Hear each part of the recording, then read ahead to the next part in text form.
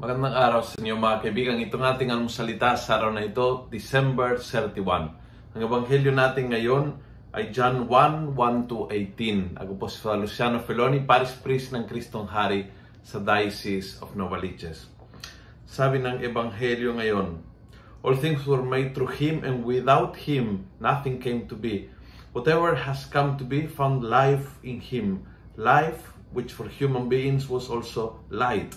Light that shines in darkness, light that darkness could not overcome.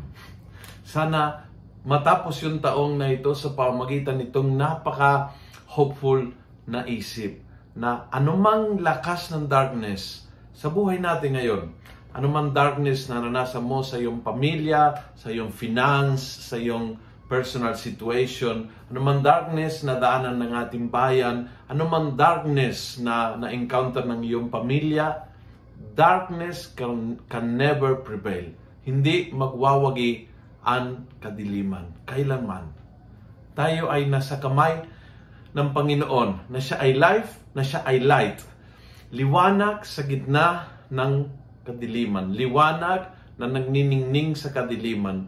At ang kadiliman, kahit anong lakas, kahit anong tindi, kahit anong bigat, kahit anong kailanman hindi magwawagi.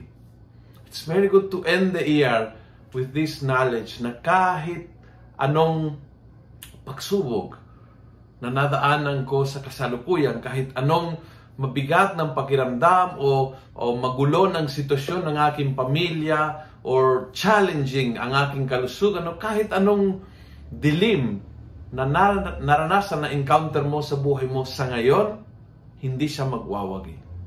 Period. Ang kadiliman, kailanman, hindi magwawagi labang sa kaliwanagan dala ni Kristo.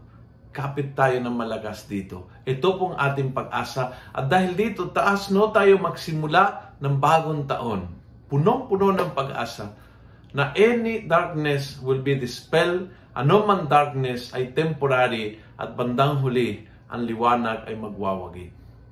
Kung nagustuhan mo ang video nito, pakiusap lang, click share, share in your page, share with your friends, go to group chat, punuin natin ang good news on social media. Too many bad news, too many away, talo, fake news, punuin natin ang good news on social media.